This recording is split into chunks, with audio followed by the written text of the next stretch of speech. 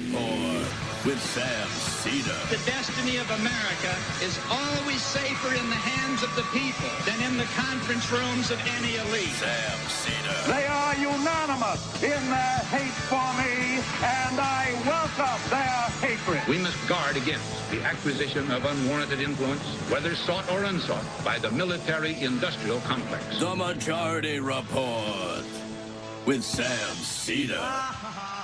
Ever get the feeling you've been cheated?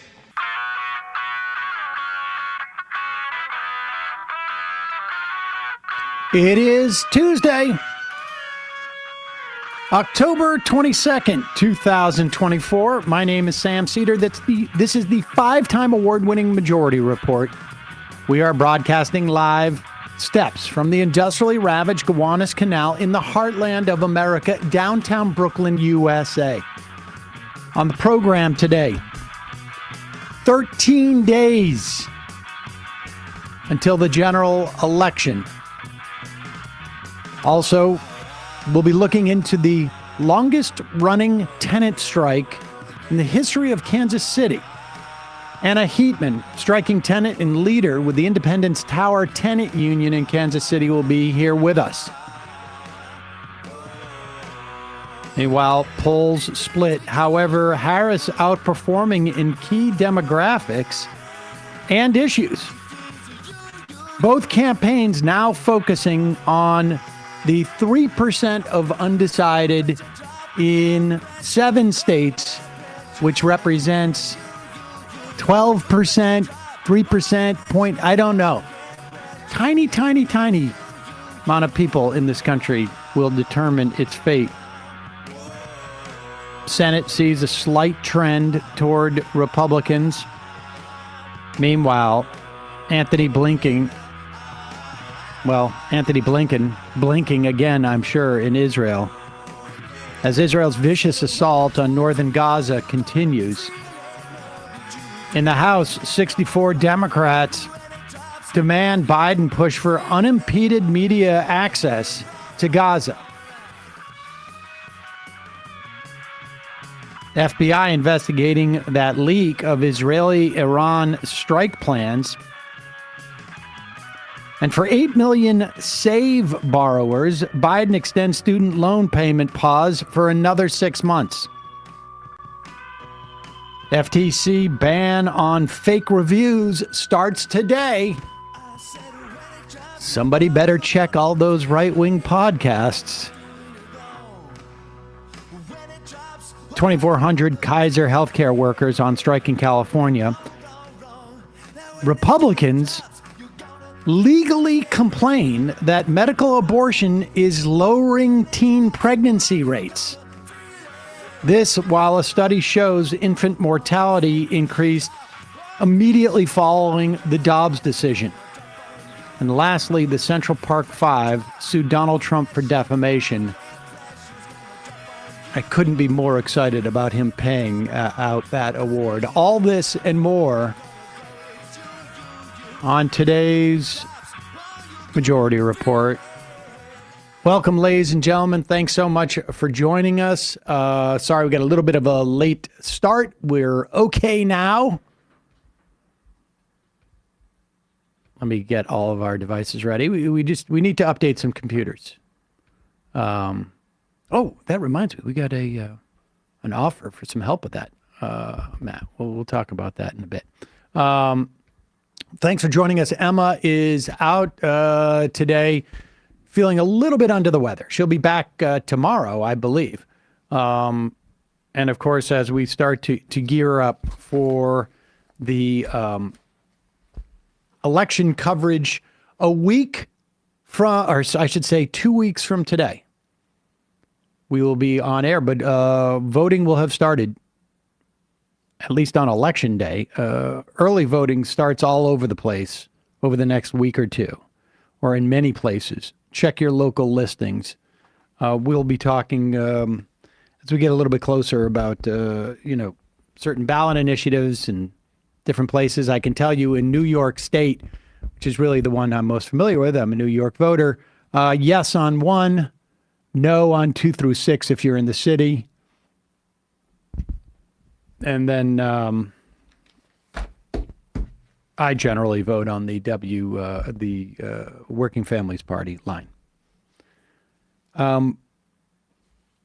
We're going to get deeper into this, but in terms of the various strategies that both campaigns are following now, because one, Donald Trump is out there as if he is the hero of Muslims and Arabs because of what data they have, and Kamala Harris is out campaigning with Lynn Cheney. Is it Liz or Lynn Cheney? I lost it again. The nice thing about you always getting this wrong is Emma can correct you, but I don't know it either. With Elle Cheney, the daughter of Dick Cheney, there's a lot of irony. I find it nauseating, but we will explain what the strategy is behind it, and I guess we'll know in a couple of weeks as to whether it worked. In the meantime, this was pretty fascinating. That guy, Owen Schrader, is that his name? Schroeder? Schroeder. Who, is he still on InfoWars? Has that been sold off yet? Yeah, it's unclear to me. Whatever holding company bought InfoWars. But he went out there and posted this video, and it's a fascinating insight into, I mean, if we just assume, best intentions, fascinating insight into what the Republican guy brain thinks is going to, I don't know, motivate their voters or discourage other voters. It's unclear to me what this guy was thinking, other than there's a healthy dose of misogyny undergirding all of this, and maybe also some weird religious fundamentalism. I'm not sure, but the title of the video is just what is it? Women admit they're only voting for Harris because of abortion, or something to that effect. And I mean, okay. First of all, well, I guess we'll see. Well, yeah. Let's play this. But I mean, yeah. Like, I kept waiting for the punchline here, and it never came. Honestly, everything about her. You just love her. She's no, I don't love. I don't need to love any president necessarily, but I support her. You're with Kamala. All right, pause it for 1 second. I just have to say that to hear a young person say this, really hear any voter say this, is in my mind is very sophisticated. To hear a young person, I don't know how old she is, 20 maybe, or 22. I can't tell. College age. They all look like, because I have a 19-year-old daughter, they all look like, kids to me, but she's obviously a voting age. And to hear her, hear Schroeder, whatever, say, "Oh, you love Kamala because of," or I think he's saying Kamala. Yeah. You love her because you're voting for her, is literally like what you would hear, maybe closer to elementary school. Why don't you marry him? Yeah, exactly. Would you kiss her? And to hear the voter say, I don't need to love a politician, is exactly the attitude you should have. You're with Kamala, though. I am. All right. You plan on voting in the presidential election? Oh, wait, go back. I want to hear that again. We meant to go back, because I just find that impressive. Honestly, everything about her. You just love her. She's no, I don't love. I don't need to love any president necessarily, but I support her. You're with Kamala, though. I am. All right. You plan on voting in the presidential election? Yeah, I already voted. You already voted? Who did you vote for? Kamala. Why do you like Kamala? I just think she has a good plan for our country. What do you like best about her plan for America? Well, reproductive rights for women, for starters. Do you know who you're voting for? No. You don't know who you're going to vote for yet. What are the issues that might change your mind? Like economy. Some people talk about economy. They talk about the border. Some people talk about abortion. Do you think abortion will be your #1 issue? Who are you guys going to be voting for? Harris. Both of you? Yes. And why do you like Harris? I just like what she stands for. I like her as a person. She has personality. She's nice, and she believes that the majority of people should have rights, which is nice. Are there rights that people are being denied that she's going to give them? I mean, it's treatment, it's involvement in the military, trans people, took them out of the military. There was just treatment of people, healthcare for women. Are you going to be voting in the presidential election? Yes, I am. Who are you going to be voting for? Where is this going to be posted? On my channel. I host a political talk show. I'll probably be voting for Kamala. Kamala? And what do you like about Kamala? I just feel like she's overall a lot more respectful of different groups within America. And I'm on a Zoom for my class right now, so I'm a little distracted. Okay. Who do you plan on voting for? Kamala Harris. What about you? Sure. Not sure, still undecided? Still undecided. And why do you like Kamala? My family's just Democratic, and I'm from the North, so. Okay. So you're just doing what your family has done for years? Like, kinda, but also, like, personal views. What views of Kamala's do you like? Probably, like, abortion policy views. Abortion? Any other issues that are key for you? Not really. Just abortion is the main issue? Yeah. Who are you going to be voting for? Kamala. Why do you like Kamala? Kamala. Kamala, I'm sorry. Get it right. We like her stances and views. Like, which ones do you like the most? Abortion, the stances just on welfare in general. I don't think that Trump is really looking out for that as much. So your big issues are like welfare, abortion. Yes, more social issues. Social Although I do issues. think her approach to like the economic state and stuff is better also. Do you like her economy policies better? Yeah. Do you think the economy has been better with the Biden-Harris administration or the first Trump administration? Biden-Harris. I think even if people said it wasn't better under the Biden-Harris administration, it was because of the policies Trump had set before. So it was Trump's fault? Yes. Okay. Kamala. Why do you like Kamala? I just like her policies and her morals. Like what policies of hers do you like? I don't agree with. Wait, am I getting filmed? Yes. Can we not? Yeah. Should probably let the college student know that you're filming them before you start filming them. I think so. But putting that aside, I have to say, like, was this, like, I'd be nervous for them if this was the most sort of, I guess, disqualifying people that he interviewed. I mean, and this was clearly University of South Carolina. The Gamecocks is their mascot, but clearly to you, yeah. But this is, I don't know. It's interesting to hear like the girl from the North say, "Well, I'm from the North, so we all vote Democrat there." But it gives you a sense that like she doesn't think she's in the majority, but she is.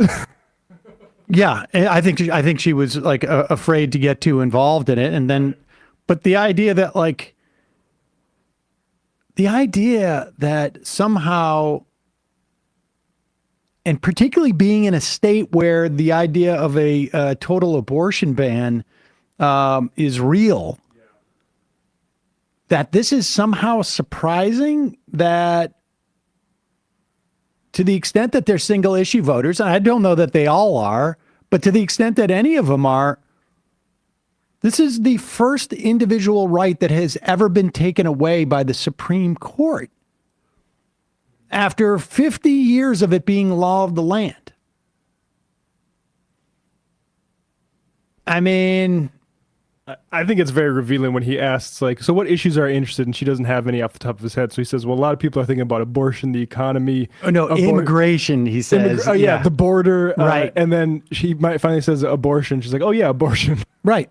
I mean, there's a lot of people who are not, if you're an undecided voter at this point, like, you just, politics aren't there. I mean, I read a piece where 21-year-old kid was like, if the ballot comes to my house, I'll vote for Harris. Otherwise, forget it.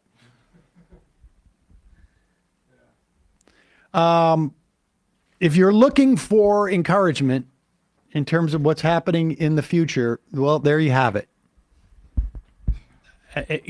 Particularly if that's the worst examples he could come up with, the most egregious. In a moment, we're going to be talking, a little bit later, Anna Heetman is going to be here. She is a striking tenant and leader with the Independence Towers Tenant Union in Kansas City. It's been now almost 3 weeks, I think. Longest tenant strike in Kansas City history. Before we get there, we have a couple sponsors of today's programs. If you listen to this show, you probably like or have a very high tolerance, let's put it this way, if not a compulsion for weediness and dryness and footnotes. But if you're into footnotes, you're really into footnotes. And GiveWell is an independent resource for highly rigorous, scrupulously honest charity research. They've poured over academic studies to help donors direct their funds to evidence-backed organizations that are saving and improving lives. In the process, they've collectively added thousands of footnotes and caveats to their reports. GiveWell has now spent over 17 years researching charitable organizations, only directs funding to a few of the highest impact opportunities they've found. Over 100,000 donors have used GiveWell to donate more than $2 billion. Rigorous evidence suggests that these donations will save over 200,000 lives and improve the lives of millions more. GiveWell wants as many donors as possible to make informed decisions about high-impact giving. You can find all their research and recommendations on their site for free. And you can make tax-deductible donations to their recommended funds or charities, and GiveWell does not take a cut. The Boston Globe called GiveWell the gold standard for giving. I've found a lot of charities over the years through GiveWell, some which remain in their preferred charities and ones that I just, liked and ended up continually giving. But the amazing thing about GiveWell, you go there and you see they've got an entire vertical for everything they've ever gotten wrong. Sometimes it's very, very, persnickety stuff like they forgot to post this or that. And sometimes it's with data, but it's really, really impressive and well done. Some examples of what donations to GiveWell's recommended charities can achieve. $2 to deliver vitamin A supplements to a child. Vitamin A deficiency can increase mortality rates. Vitamin A distributions can save a life by reducing vitamin A deficiency. So they send out vitamin A supplements, or there's, a charity that does this. Cash incentives for routine childhood vaccines. Costs about $155 to vaccinate an infant. This funding provides cash transfers to incentivize caregivers to bring babies to clinics for routine childhood vaccinations, which prevent disease, reduce child mortality, and then also allows people often living in extreme poverty to deploy that money in a way that makes most sense for them, which data has also shown is the best way to provide assistance when it comes to actual just like money. Go to givewell.org to find out more or make a donation. Select podcast. Enter the Majority Report with Sam Seder at checkout. Make sure they know you heard about them from us. Again, that's givewell.org to donate or find out more. Also, and we will put that link in the podcast and YouTube description. Today's program brought to you by Sunset Lake, Sebede.com. Use the code LEFTISBEST. You get 20% off. We just got some more of those gummies in. Some with the Deltanine and the Tache. And but they also have gummies with just Sebede and some with melatonin. For me, I've said this many times, my go-to now is the Goodnight Oil. This is huge, been revelatory for me. Now, if I can just get my kid not to wake me up at 5:30, 6 a.m., then I'd be in even better shape. Sunset Lake has smokables. They have, keef and pre-rolls and buds. They also have Seder coffee and Seder fudge. But the thing I love about their products is it's all third-party tested, no pesticides. They use integrated pest management. And the thing I love about this company is their business practices, mostly co-op, $20 minimum wage when they got to do the harvesting. And they are huge movement partners. They have donated thousands upon thousands of dollars to things like Planned Parenthood, refugee resettlement, carceral reform, the Give Directly, mutual aid up in Vermont they've engaged in the wake of the floods, food pantries, goes on and on. SunsetLakeSabadad.com. Use the code Left is Best, 20% off. And you at home will be able to watch the live stream of our broadcast from the Bell House in Brooklyn because of Sunset Lake Sabbaday. They have sponsored all the sort of cost associated with, sending out the video stream. So there it is. All right. We, Philly Cheesesteak says, a serious question for you, Sam. Because of a Sunset Lake sponsorship, do you find that you have developed a permanent speech impediment when not doing the spot? No, it doesn't stick with me, when I'm not on YouTube. I can actually say those words. All right, let's look a little bit into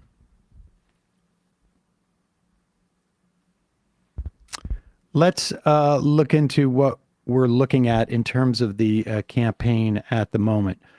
This I found surprising. Well, let's start with this, actually. The New York Times has a piece in which they have spoken to the campaigns and interviewed a bunch of different people as to the strategy going into the closing weeks for Harris and for Trump. A lot of times you're not going to get necessarily a straight story, but you can look at the ads, you can look at what's going on. Harris is out campaigning with Liz Cheney today. Harris campaign considers its audience of winnable swing voters to be up to 10% of voters in battleground states. That's higher than polls show. It's also higher than the Trump people feel it is. That is because they think they have a chance with Republican women, presumably in the suburbs. Now, I know what you're thinking. Hillary Clinton thought that too. There's a difference now between then and now. We're in a post-Dobbs environment is the biggest part. You just saw all those people from Columbia, South Carolina, those women. Yeah, exactly. Donald Trump is not theoretical anymore. He's real. Harris does not have the baggage that Clinton had as a candidate in terms of like a 30-year history of, and I'm just talking about with Republican women. I mean, I had a separate set of issues with Clinton. But put up the word cloud. This I found really interesting. These are Matt McDermott. I don't know where he's a reporter from. A Democratic pollster. This is a two word clouds. Put up the first one. This is 2016. You can just click on that, Matt. 2016. If you look at the word cloud associated with the Democratic ticket, like email is huge. Scandal is pretty big. Lie is one of the second biggest words. Foundation, that would be the Clinton Foundation. Remember all that? Campaign, pneumonia when she was sick, etc. For Trump, Parkinson's. I was told that was Parkinson's. Yeah. FBI. I mean, like it's all, so much of it is negative. For Trump, make, obviously, as in America, great again. Obama, people, speech, Mexico, president, immigration, Those are the big words in that word cloud associated with it. Now, this is not scientific, but it gives you a sense of what people are talking about, at least on in terms of the media coverage. Now go to 2024, and for Trump, it's lies, hurricane. Lies is a big one. Hurricane, rally, campaign, country, Detroit, assassination attempt, Elon Musk, FEMA, spreading, as in lies. Those are the big ones. And then for Harris, it's interview, campaign, hurricane, ad, country, policies, middle class, help, 60 Minutes, TV, tax. It's much more neutral. A lot less developed than 2016 was. I mean, significantly, right? And so that's why they're thinking this. Again, I want to make this clear. I happen to think this is not the strategy to pursue. This is the strategy they're pursuing. We will find out if they were correct. In 1 week, the Times writes, she appeared on interviews for 60 Minutes, The View, Stephen Colbert's Late Night Show, and the Call Her Daddy podcast, and Howard Stern. Internal surveys of theirs apparently showed that 2/3 of undecided voters in the battleground states had consumed at least some of her interviews that week. The amazing thing is that not one of those programs had more than 1/3 of undecided voters, because we have such a sort of fragmented media landscape. The campaign believes that they don't watch a traditional news. That makes sense.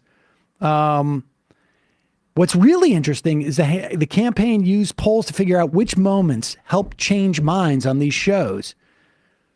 And on The View and Stern, she announced her plan to extend Medicare coverage for at-home care seniors. Now, we talked about this on the show. This got virtually no coverage.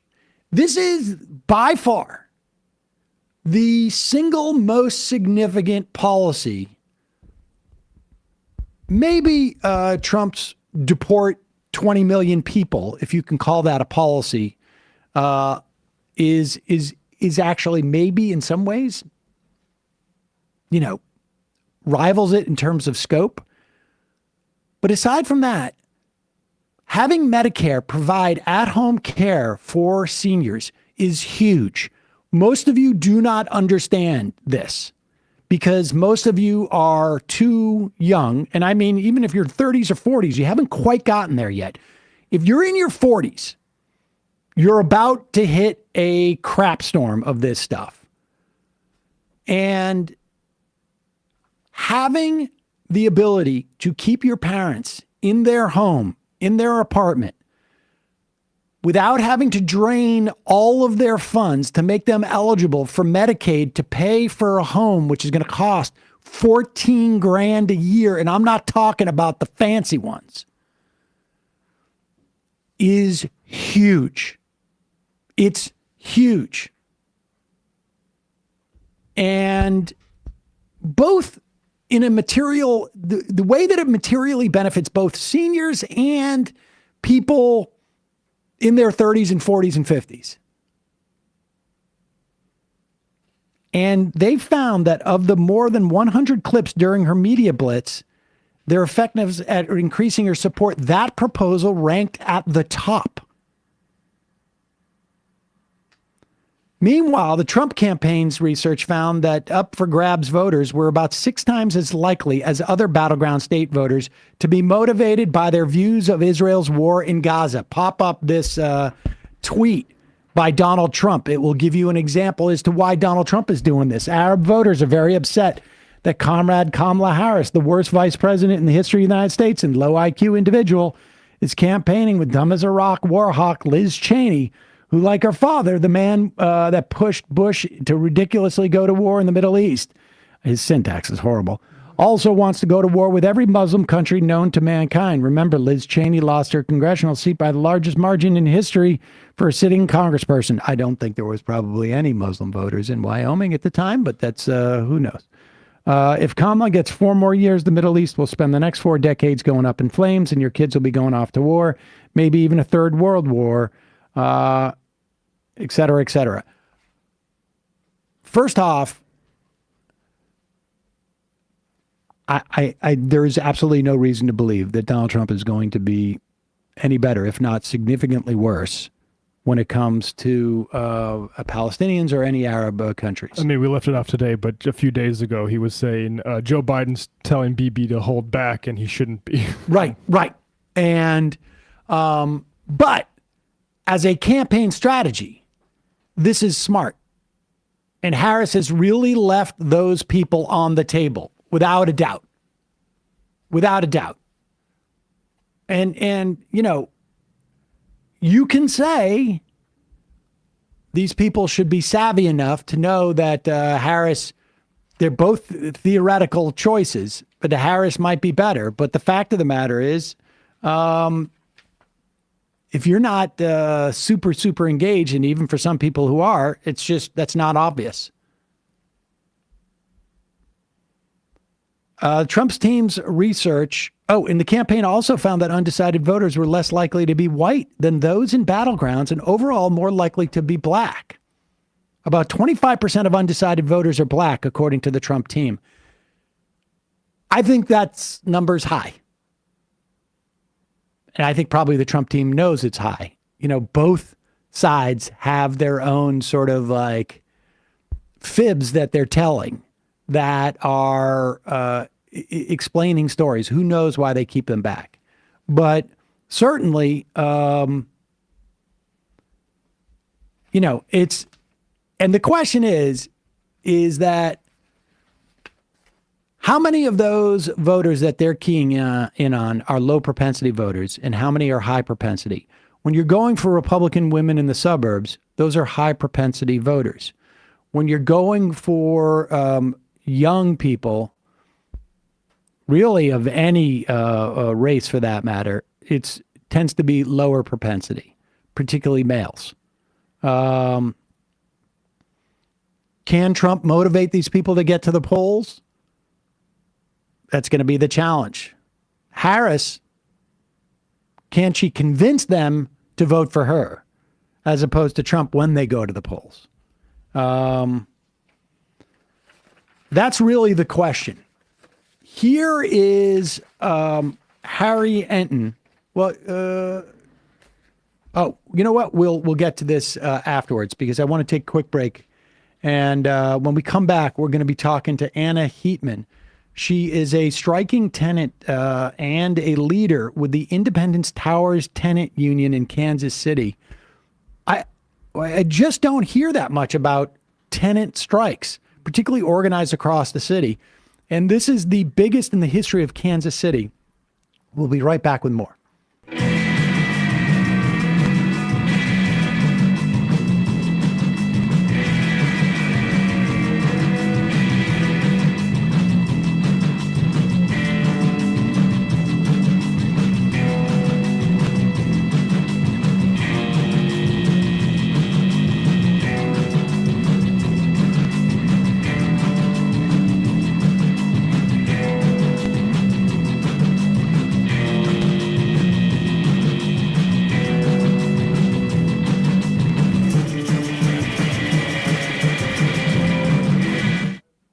We are back. Sam Seder on the Majority Report. Joining me now, Anna Heetman.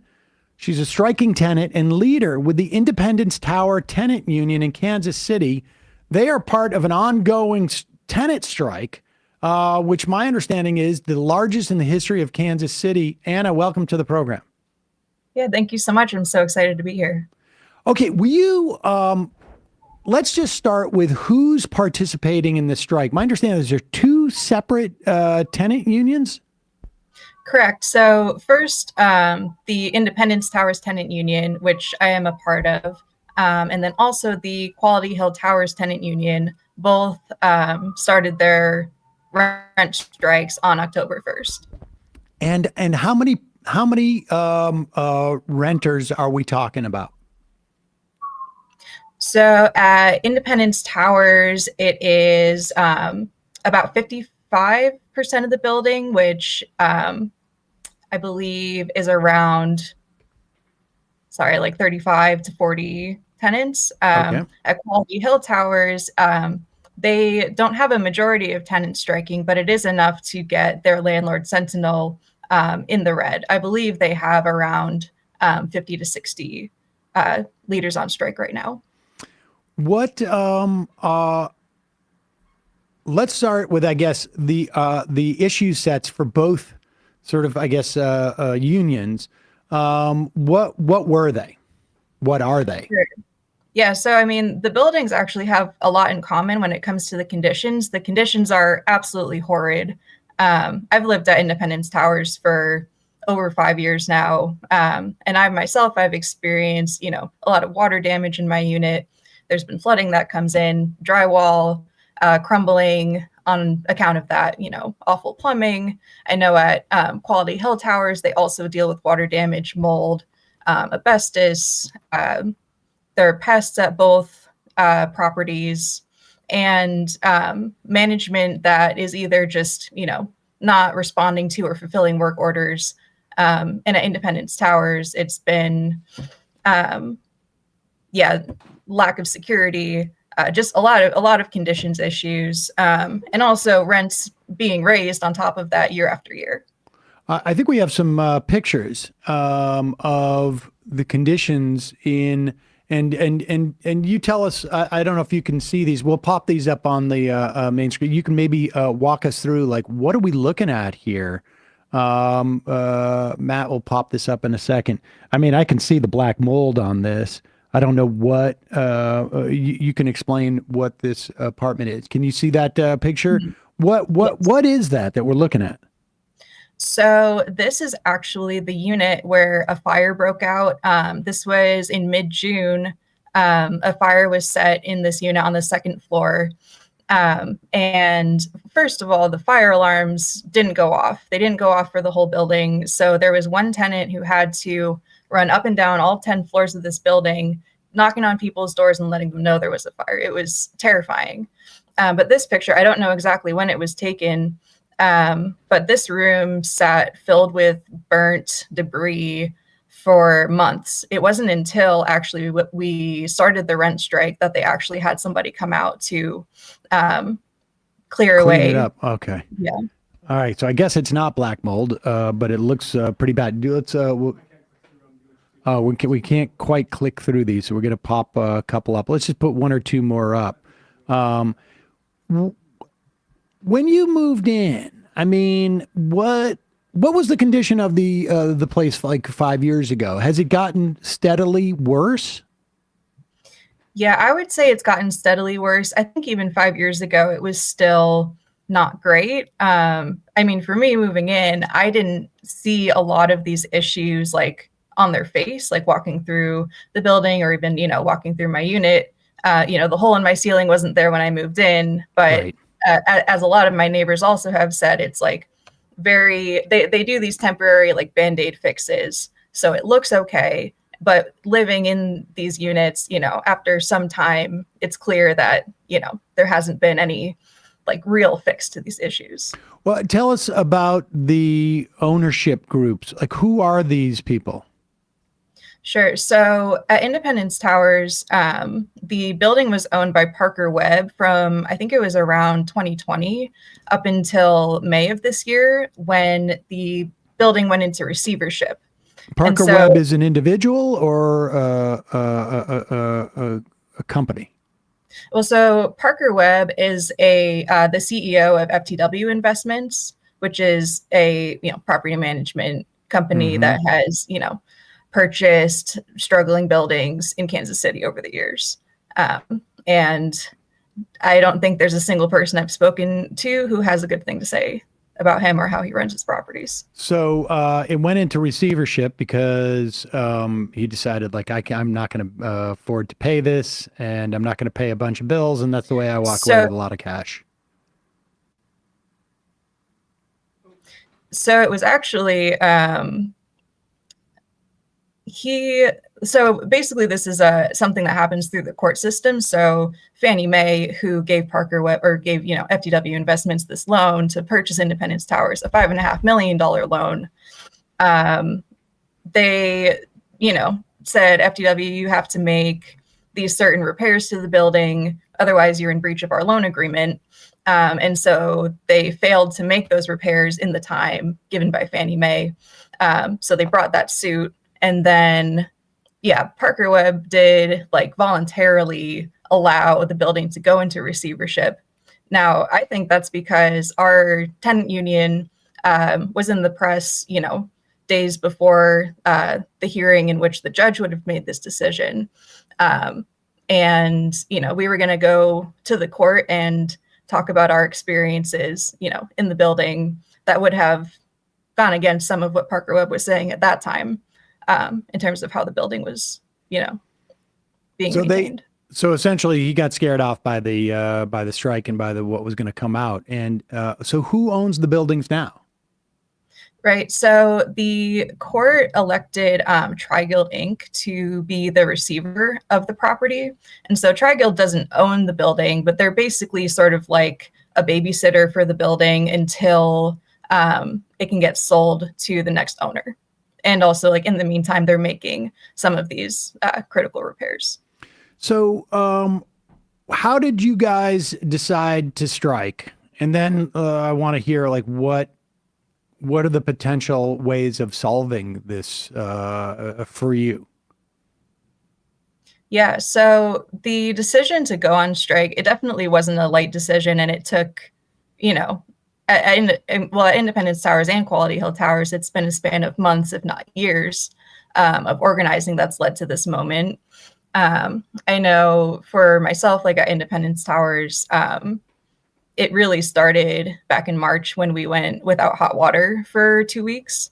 And since that time, really, it's just been about me and my neighbors coming together and trying to get these entities, or the people in these entities, to have a conversation with us, to actually, come to the bargaining table and negotiate with us about what happens next. Because for so many of us, we've been in this cycle of bad property management companies or bad owners coming in, maybe thinking they can do something here, maybe not, but, within a short period of time, it gets flipped over and then just nothing happens. So, we had spoken to Nancy Daniels, the vice president of Tri-Guild. We had a meeting with her. This was 3 days after the fire happened. And we were, at that time, we had not had AC all summer. And so we were trying to just say, you need to be communicating with the tenants. We can tell you what the problems are, and we can tell you, I stand in, the knowledge that we as the tenants have so much knowledge about the issues that are going on in our homes because we live with them every day. Right. And people like Nancy Daniels who, are off in a different state and not really seeing what's going on. And we've done everything that we can to get the word out to, let people know what's going on here and to invite them to come to the table. And it's just not been happening. And so at a certain point we had to say, where is the most power that we hold as tenants? And that's in our rent, because that's really that's our side of the contract that we have with, our landlords. Our landlords are supposed to give us habitable conditions to live in at a minimum, and we're supposed to pay the rent. And so we're saying they breached their contract. They breached their side of the contract. We have done more than enough to try to remediate this and bring them to the table and have an actual negotiation. And so this rent strike is really our ultimate form of escalation here. Do you, you guys are all withholding rent. Are you pursuing illegal actions aside from that simultaneously, or is the idea, and then how do you what happens next? Yeah, so there are a few legal actions flying around out there when it comes to like FTW investments, I know, but nothing that we as the tenant union are directly bringing. However, we do have a motion to intervene that's been filed in the case between Fannie Mae and FTW investments. And that motion should be decided on by the end of this month. Basically, our idea with this motion to intervene was to have our tenant union become a party to that case, so that we have some say, in a legal way. We have that like protected right as a party to have some say in what happens with the sale of the building. What can people do outside of your two unions to help? Yeah, well, I mean, I think the first point to make is that this is so much larger than just our two unions and so much bigger than just Kansas City. There are tenant unions across the country who are, on their way to getting ready to go on strike with us, and to force the question on the federal regulators, like, what are you doing? You're not regulating anything. One of our demands, across the board, like with Independence Towers and Quality Hill Towers, is a 3% national rent cap on all loans originated from, like Fannie Mae or Freddie Mac. So federally backed loans, one of the conditions for those loans would be to cap rental increases.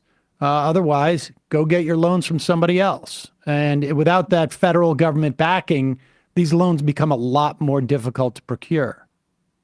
Right. Yeah. And they become a lot less profitable for the people on Wall Street who are trading, on these loans too, which was something I knew nothing about really until I started organizing and like learning more about the like secondary mortgage market. Right. I mean, these are all the securities that became a much bigger deal back in 2008, and they're not quite it's not quite the Wild West it was then. Are there any lawmakers who have expressed support for, if not a 3%, a 5%, or a 2%, or whatever? I mean, at least conceptually, the idea that like, why wouldn't we put strings on these loans? Yeah, off the top of my head, there's nobody I can think of who I've heard, talk about rent caps in such a way to, be in support of them. I think a lot of people hear about the rent caps and they think, well, then how is anyone going to want to be a landlord or like be doing this business and have it be profitable? Like it has to be profitable for them too, or whatever. But for me, I think, I don't know, there's a big issue when we're talking about the conditions in buildings with, that's backed by this public money. First of all, the conditions are so awful. And then if what happens next is what's supposed to happen next is that the building gets fixed up, right? And that takes money. I understand that. But I think that the thing that I keep thinking about is that's going to be the excuse to then like jack up rents by a lot. And then the people who are living in these buildings that typically do have like a lower rental rate than other, nearby areas, they get priced out, and it's effectively an eviction to have rents raised by that much. Biden did offer a plan. I think that Harris also has accepted. It was 5% rent increase on units that I guess were getting specific federal tax breaks under these programs. So not quite as not using the Fannie and Freddie or the backing of these loans as a leverage point. But hopefully this is something that gets a little more attention. If people want to help now, like, is there a place they can send emails to, or, to add a certain amount of pressure? Yeah, well, we don't currently have, someone who we're sending emails to, but that's something to keep an eye out on. The, KC Tenants socials will always have calls to action on there. But I think just like elevating the voices of, the strikers and just everything that's going on here, just to get it out there and have it be known that this is happening. Well, we will put links to all of the KC Tenant strikers' social media accounts at majority.fm in the podcast and YouTube description. Anna Heetman, thank you so much for your time today. Good luck. Hopefully this, they'll sit down with you soon. But I guess maybe they need to feel a little more pain in their pocketbooks before that happens. But I really appreciate you telling us your story. Of course. Yeah. Thank you so much for having me on today. All right, folks. We got just another moment. Let's play this clip of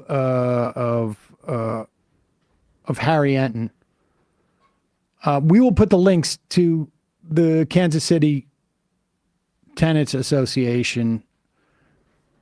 The KC Tenants Union, I've seen them, I think, maybe a little bit before the pandemic, but certainly during the pandemic, very instrumental in pushing for sort of a eviction moratorium and stuff like that. They're very active, and I think that relative to this, but I will say housing is going to be a big issue. I don't know that it would be a big issue under the Trump administration, to be totally honest with you. I don't think it's going to get the oxygen that it needs to the extent that it would. There may be some organizing. It would be exclusively grassroots. But I have a feeling that under a Harris administration, we're going to see more in terms of like care economy pushes from people. I mean, it depends on how big it is in the Senate, who controls the Senate. But I think housing is going to be, to the extent that healthcare was an issue in the aughts, leading up, or the last couple of years leading up to Barack Obama's election. I think we're going to start to see this in terms of housing. I hope we will. Is the Rumble stream on today? Somebody was complaining. Oh, no, we forgot. Got to update the RTMP. Whoops. Sorry, pandemic anxiety. Oh, we have a Rumble error, actually. All your streaming slots are being used. Okay. Please support Rumble. Please contact support. I got to look into this. Oh, are we going to have to upgrade to get some type of like... I think their system... Yeah, no, I don't. They can only handle so many live streams. I guess we should have been using the same one every time. I don't know. Can't believe we got pushed out of Rumble. Censored. Seems like censorship. If Trump wins the election, this is going to be why. I've seen research that shows because we weren't on Rumble. Some election interference is happening. Here is Harry Enton. He is the CNN numbers guy.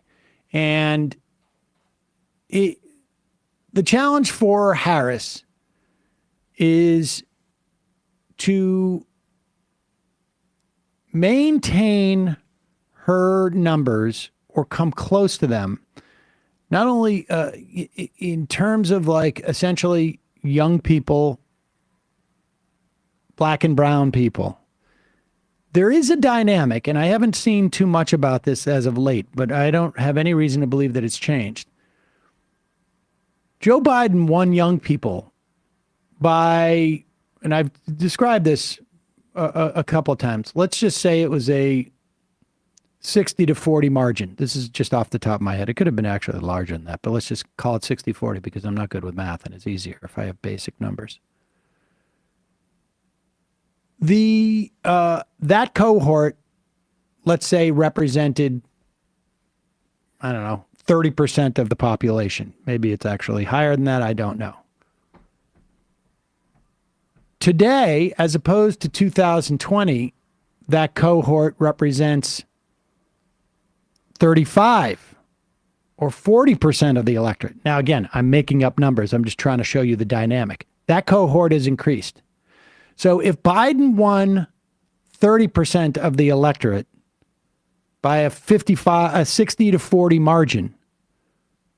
There is some calculation that if the electorate has become a 40% of the electorate, Harris can afford to lose some of the percentage. She can make it 55-45 and still actually get more votes. Now, the numbers may not line up because I'm just making that up, but that's the dynamic that they're looking at. The inverse happened with Trump. 2020 was a bad year for Republican voters. 2021 and 2022 was a bad year for Republican voters because of COVID. There's plenty of data out there that shows because of the anti-vax sentiment and the plandemic ideas that Republican voters had about COVID, that more Republican voters died than Democratic voters. And older people tended to die more than younger people. And also we're on the tail end now of, of some like we're watching the millennials become the more dominant generation. So Donald Trump may have won those people by a similar dynamic. Let's say it was 55-45. And that cohort may have made up 40% of the electorate, but now that cohort makes up 35% of the electorate. So he's got to win that by a greater margin. And there's no reason to believe that he will. Here is Harry Enton, though, saying something surprising. And again, Donald Trump has to make up these votes somewhere. Because we've seen so many groups this year moving in Donald Trump's direction. So you would think his core group, his base of support would be doing the same. But in fact, it's moving a little bit away from him. So this is Trump's margin with non-college white voters. Unlike most voting blocks, this group is not moving towards him. It's actually moving slightly away. So you go back 8 years ago, he won him by 33. You go back 4 years ago, he won him by 31. Now what we look is we see that in the latest average of polls, he's only up by 27. Now, that may not seem like a lot, but given that we're seeing these double-digit gains, say, among black voters or among Hispanic voters in some of the polls, the fact that we're seeing this core group of supporters actually moving away from him, not just off of the 2016 baseline, but the 2020 baseline as well, I think that's a rather interesting development. Shrinkage, as Donald Trump might say, based on what he said the last few days. Why could even a small difference with this group matter? Why can a small difference with this group matter? Because look at what percentage of the electorate that they make up. So we can look nationally, right? Look at this. Non-college white voters make up 40% of the electorate. That's more than college whites at 29%. All other groups, voters of color at 28%. So this is something that we've seen throughout the board, right? Which is that Donald Trump is making huge gains with groups that make up a smaller percentage of the electorate while he's losing a little bit. But these groups that he's losing a little bit of make up a much larger portion of the electorate. But more than that, we're talking about the US of A, where they make up 40%. Why don't you go to those key Great Lake battleground states, Michigan, Pennsylvania, Wisconsin? They have outsized import in those Great Lake battleground states. Non-college white voters, look at this. They make up the slim majority of voters at 51%, way more than college whites at 30%, way more than all other voters at 16%. So if you're seeing movement in the Great Lake battleground states among non-college whites, that could be a very big development, John. Are we seeing movement in the battleground states among non-college whites? Nothing quite like a leading question, my dear friend.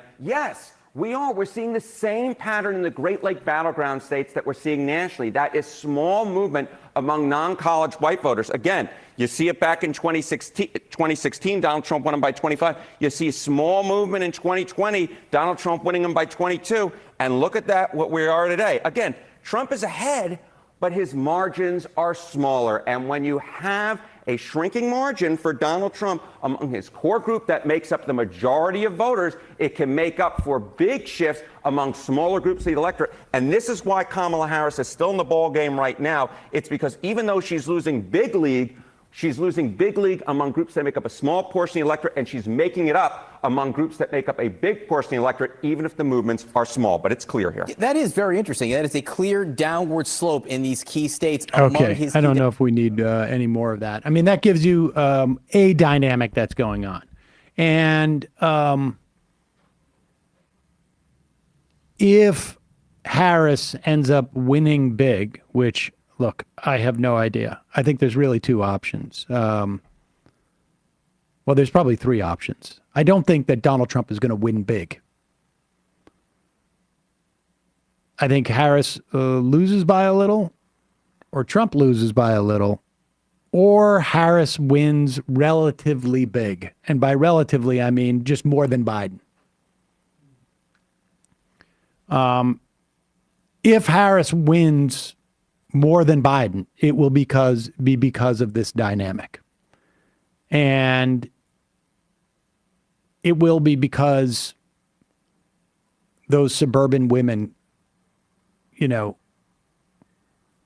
came out to vote. And perhaps it also could be because we see a real surge again, from women of color, although women of color tend to have already, they came out in 2020 in a big, big way. So there you have it. We'll see. We're going to take a break. Hope it works. Hope it works. Because if they lose by a little, it's quite clear that it's going to be a function of Harris not breaking with Biden on Gaza. I mean, I think there's no other. There's every reason to believe that Harris is going to have a very difficult time with Michigan and Pennsylvania Muslim and Arab voters, and with people who are concerned with what's happening in Gaza. But I think the bigger issue is, what is it doing to activists who are supposed to be getting out the vote in those areas? We'll see. Folks, just a reminder, it is your support that makes this show possible. You can become a member by joining themajorityreport.com. As you know, this business can be tough and run you down. I think Tim Pool has decided to quit one of his shows. I don't know if it's the show that I'm supposed to go on. Are you hoping it is? I don't. I would love to not have to fly down there at 5 a.m, which I have to do because I want to spend Halloween with my son the night before. But I said I would go, so I will go. But I don't know. I can't tell what his whole thing is. Attention seeking. Yeah, and Bradley's off and out of touch, so I don't know what it's going to be in the morning. I can't tell if he has got a night show and a morning show, but he said the morning show was just news, or somebody said. I don't know. I just watched one tiny clip of that somebody put together compilation. Tim seemed sad. He seemed frustrated. I mean, he's got problems I wouldn't want to have. I wonder. I mean, there's a lot of reasons. Like, look, I know this can be a tiring job, and he's only got 30 people working for him. It's like 6 times the staff that we have, almost. I mean, imagine some guy like Edward Gregorian came through and said, "Here's a big chunk of money." There are some people in this business who expand as soon as they get a bunch of money. And they're like, I've got dreams to have a sports show and a movie show. And, we're going to do this type of show. And we're going to, sell supplements or whatever it is. And you get that money and you have all these aspirations. So you spend that money and then you realize, like, we've expanded and I don't have the way to generate this money anymore because, let's say, all of a sudden the DOJ just shut down the source of income.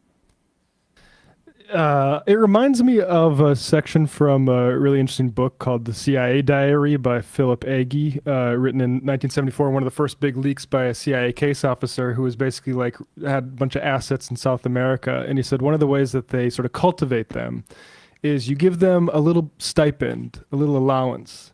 And it's not anything massive, but it's something you get used to in your regular They change course. their lifestyle. And then they get used to that. And then whether you know it's the Americans behind it or not, all of a sudden you say, hey, you know that stipend you've been banking on for like 2 years?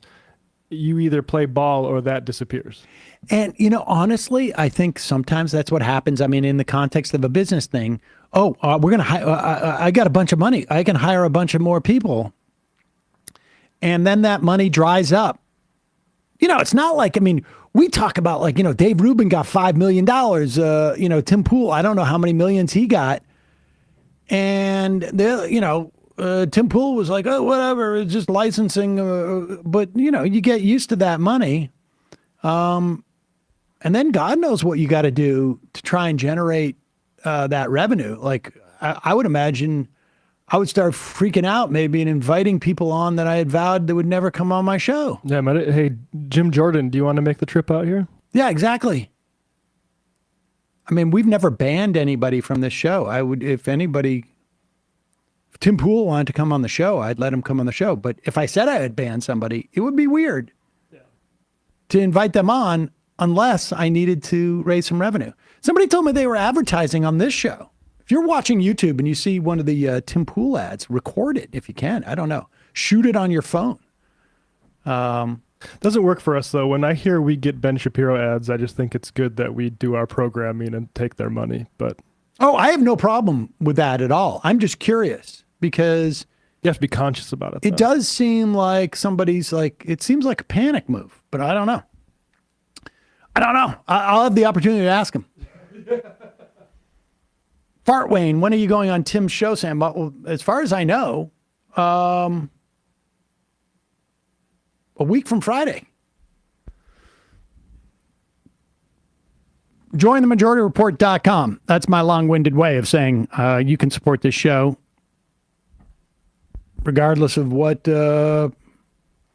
people are upset about our coverage of Gaza or anything else for that matter, and try and get our advertisers to ditch us. JoinTheMajorityReport.com. Our members help us out in that situation. ESVN. I don't know. I presume Emma's doing one on Thursday maybe this week.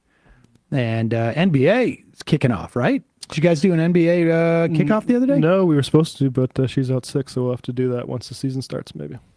Matt, what's happening on Left Reckoning? Yeah, Courtney Rollins of the Quincy Institute going to be talking to us about the place of daycare in a social economy. Check that out, patreon.com/Left Reckoning. Give us a follow on your favorite platforms. Bears for RFK Jr. signed up for the $100 from Musk a day or two ago. Got my first fundraising text from Charlie Kirk today. Folks, it's worth investing in that Burner app that you can get for your iPhone. It's Burner or something else like that. And that way, you know, you pay $5, whatever, for a month, but you get the $100. It all works out. See you in the fun half. You are in for it. All right, folks, 646-257-3920. See you in the fun half. Are you ready?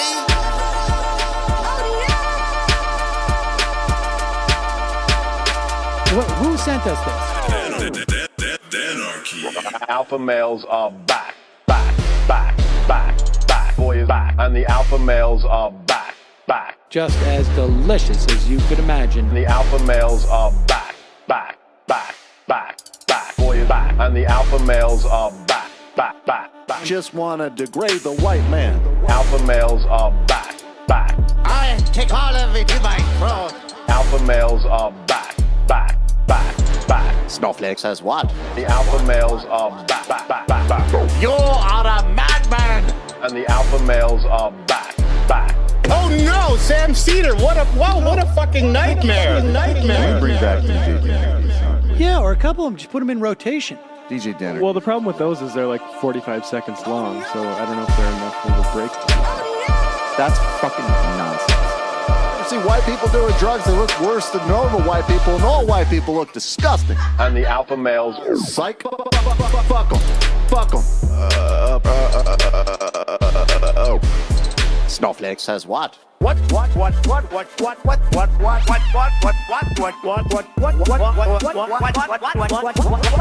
Snowflake says what? A hell of a lot of bank. A hell of a lot of bank. A hell of a lot of bank. Okay, I'm making stupid money. Hell of a lot of bank. A hell of a lot of bank. All lives matter. Have you tried doing an impression on a college campus? I think that there's no reason why reasonable people across the divide can't all agree with this. Psych. And the alpha males are back. And the Africans are black African. And the alpha males are black. And the Africans are back. When you see Donald Trump out there, doesn't a little part of you think that America deserves to be taken over by jihadists? Keeping it 100. Can't knock the hustle. Come on, fuck them. Things I do for the bigger game plan. By the way, it's my birthday. Happy birthday to me, Jew boy. I have a thought experiment for you. And the alpha males are back. Africans are black. Alpha males are black. Africans are back. Come on. Come on. Someone needs to pay the price for blasphemy around here. I am a total pussy.